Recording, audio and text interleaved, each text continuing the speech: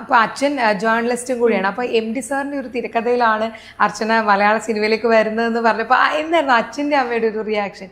സത്യം പറഞ്ഞാൽ എനിക്ക് കോൾ വന്നത് കോഴിക്കോടില് MT സാറിനെ കാണാൻ പോണം എന്ന് പറഞ്ഞിട്ടാണ്. അതുവരെ ഞാൻ വീട്ടിൽ പറഞ്ഞില്ലായിരുന്നു ഞാൻ ഓഡിഷൻ ചെയ്തു, ഫസ്റ്റ് റൗണ്ട് ക്ലിയർ ആയി, അതൊന്നും പറഞ്ഞില്ല. പക്ഷെ കോഴിക്കോട് പോണം എന്ന് അറിഞ്ഞപ്പോ അതെന്താണെങ്കിലും വീട്ടിൽ അറിയിക്കണല്ലോ.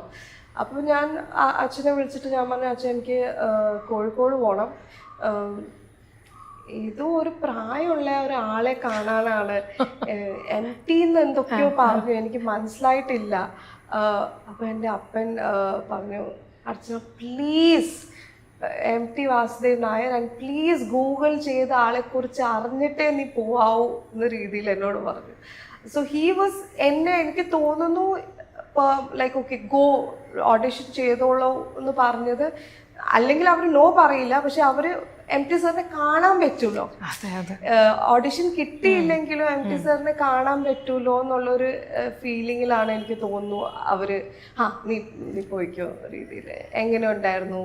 പിന്നെ കുറെ മാസത്തേക്ക് നമുക്ക് ഒന്നും ഫീഡ്ബാക്ക് വന്നില്ലാത്തതുകൊണ്ട് കിട്ടിയില്ല എന്ന് വിചാരിച്ചാണ് നമ്മൾ ഇരുന്നത്. പക്ഷെ MT സാറിനെ കാണാൻ പറ്റി, അതായിരുന്നു അച്ചീവ്മെന്റ്. അത് സാറിന്റെ കുഞ്ഞിമാളുമാണ് ഇപ്പം അല്ലെ? ഇപ്പം സാർ ഇപ്പം നമ്മുടെ കൂടെ ഇല്ല. അപ്പം എങ്ങനെയാണ് ഏറ്റവും ഓർത്തെടുക്കുന്നത് എന്താണ് സാർ? ഒരുപാട് കാര്യങ്ങളുണ്ട് എനിക്ക്.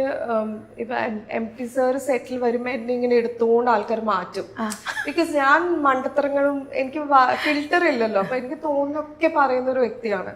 അപ്പം സാറിന്റെ അടുത്ത് വേണ്ടെന്ന് വെച്ചാൽ സാർ വീക്കിൽ ഒരു പ്രാവശ്യം വരുമായിരുന്നു സെറ്റില്. അപ്പൊ എന്നെ ഇങ്ങനെ അർച്ചന അവളെ മാറ്റിക്കോ എന്ന് പറഞ്ഞിട്ട് എന്നെ മാറ്റുമായിരുന്നു. ആൻഡ് നമ്മൾ ഓർക്കുന്ന എന്താണെന്ന് വെച്ചാൽ സാറ് സെറ്റിലുണ്ടെങ്കിലും സാർ ഇങ്ങനെ ക്വയറ്റ് ആയിട്ട് ഇരിക്കുന്നതാണ്. ഷോർട്സ് എടുത്തത് കാണും, ക്വയറ്റാണ് പുള്ളി.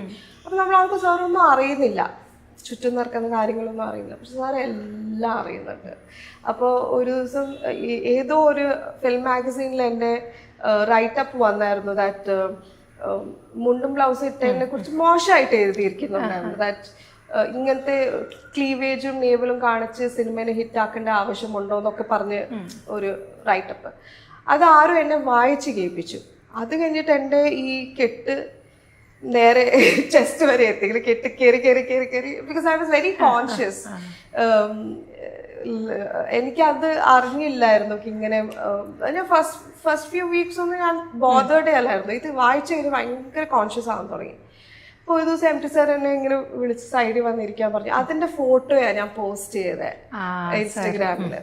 അപ്പൊ സാർ സൈഡിൽ ഇരുത്തിയിട്ട് എന്നോട് പറഞ്ഞു, കോസ്റ്റ്യൂമിനെ കുറിച്ച് ടെൻഷൻ അടിക്കണ്ട, സാറിന് ഇത് എങ്ങനെ അറിഞ്ഞ് ഒന്നും എനിക്ക് അറിയില്ല, സാർ ഒബ്സർവ് ചെയ്തതായിരിക്കും, ഞാൻ കോൺഷ്യസ് ആവുന്നത് അതാണോ എന്ന് എനിക്കറിയില്ല, ബോദർ ചെയ്യേണ്ട, എന്തായാലും ലാൽജു സാർ നന്നായിട്ടേ എടുക്കുകയുള്ളൂ, അപ്പൊ അത് മോള് ടെൻഷൻ അടിക്കണ്ടെന്ന രീതി. പിന്നെ അതുപോലെ തന്നെ ഞാൻ ഒരു ദിവസം എനിക്ക് നേരത്തെ തീർന്നു ഷൂട്ട്. അപ്പൊ ഞാൻ എപ്പോഴും മുടി ഇങ്ങനെയായിരുന്നല്ലോ, അപ്പൊ ഒന്ന് പിന്നി കെട്ടി ഞാൻ അതിലോട്ട് ഇങ്ങനെ ചാടി ചാടി നടക്കുമായിരുന്നു. അപ്പൊ സാർ എൻ്റെ അടുത്ത് വന്നിട്ട് നൈസ് സ്റ്റൈൽ, അത്രയും മാത്രം പറഞ്ഞിട്ട് പുള്ളി പോയി. അപ്പം ഹീസ് വെരി, ഐ തിങ്ക് ഏത് ജനറേഷന്റെ കൂടെയും സാറിന് സിങ്ക് ചെയ്യാൻ പറ്റുന്ന ഒരു വ്യക്തിയായിരുന്നു.